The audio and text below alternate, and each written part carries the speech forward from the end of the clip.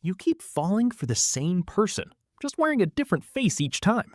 Maybe it's the partner who runs hot and cold, warm one week, distant the next. And somehow that unpredictability feels more exciting than anyone who's ever treated you consistently well. Maybe it's the one who needs rescuing over and over, and you keep signing up to be the one who rescues them. Same red flags, same pattern, same ending. You promise yourself it won't happen again. And then it happens again. Why does your brain keep choosing people who are bad for you? On purpose, it seems, no matter how many times it backfires.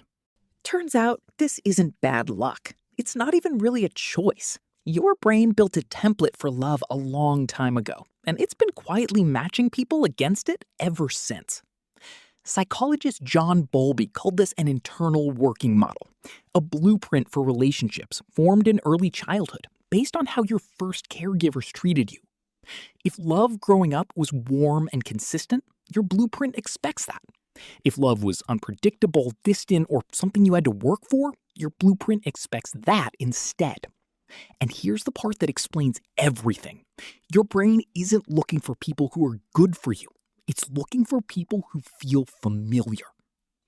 Familiar and good are not the same thing. Not even close. In 1987, psychologists Cindy Hazen and Philip Shaver ran a study that changed how we understand romantic love completely. They found that adult romantic relationships follow the exact same attachment patterns formed in infancy.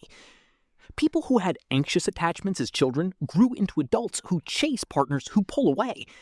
People with avoidant attachments grew into adults who feel suffocated by people who get too close. Your childhood didn't just shape your personality, it shaped your taste in people. This is why someone can meet a kind, stable, emotionally available partner and feel nothing. No spark, no pull, just boredom. And then meet someone unpredictable, someone who runs hot and cold, and feel an intense magnetic attraction they can't explain. That feeling isn't love finding its match. That's your nervous system recognizing a familiar pattern and mistaking familiarity for chemistry. There's another layer to this, and it's even stranger. In 1974, psychologists Donald Dutton and Arthur Aaron ran an experiment on a rickety suspension bridge high above a river in Canada. Men crossed either a terrifying high bridge or a low, sturdy one. On the other side, an attractive researcher asked them to fill out a survey, then gave them her phone number in case they had questions. The men who crossed the scary bridge were far more likely to call her afterward. Their brains had misread fear as attraction. Racing heart, sweaty palms, adrenaline, the exact same physical signals as falling for someone. The brain grabbed the nearest explanation available and got it wrong.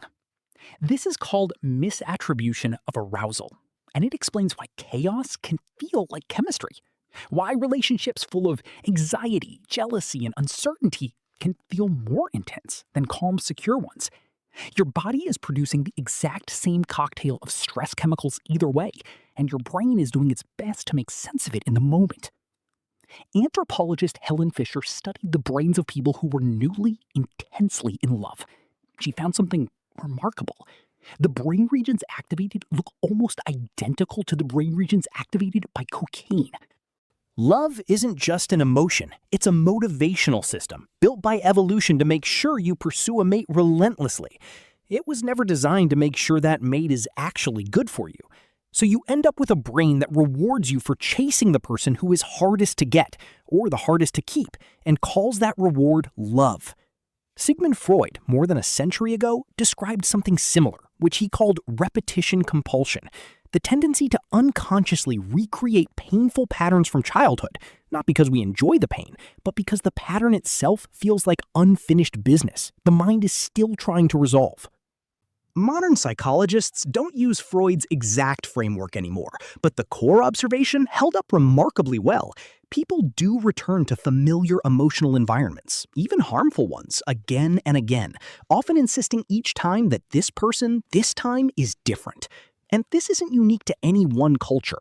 Researchers studying attachment across dozens of countries, from the United States to China to sub-Saharan Africa, find the same basic attachment categories showing up in romantic relationships everywhere, even though the specific cultural expectations around dating and marriage vary enormously.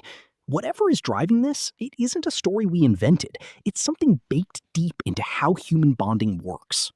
Modern technology hasn't helped. Dating apps operate on the exact same intermittent reward system as a slot machine, an unpredictable stream of matches, messages, and rejections, keeping that dopamine system firing constantly. If your brain was already primed to mistake uncertainty for chemistry, an app that manufactures uncertainty by design is close to the worst possible environment for breaking the pattern. Put these things together, and the pattern becomes obvious. Your childhood sets the template. Uncertainty and anxiety get mistaken for chemistry. Your brain's reward system reinforces the chase, regardless of the outcome.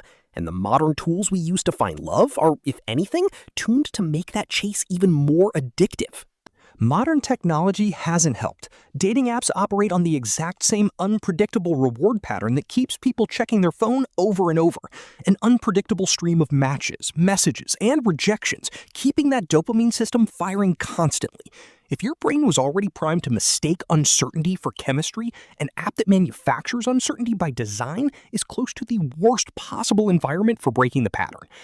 Put these things together and the pattern becomes obvious. Your childhood sets the template.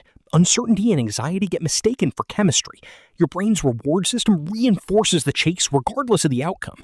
And the modern tools we use to find love are, if anything, tuned to make that chase even harder to walk away from. None of this means you're broken or bad at relationships. It means you're running software installed before you were old enough to consent to it. Here's the genuinely useful part. Awareness of the pattern is the first thing that actually interrupts it. People who understand their own attachment style are measurably better at recognizing when they're drawn to someone for familiarity rather than actual compatibility, and better at choosing differently, even when the old pull is still there. Therapists who work with attachment often describe the same turning point in their clients. The moment someone can sit with the discomfort of a calm, secure relationship without mistaking that calm for a lack of feeling, without unconsciously searching for the chaos that used to signal love. That skill can be learned. It just isn't automatic, and it usually isn't quick.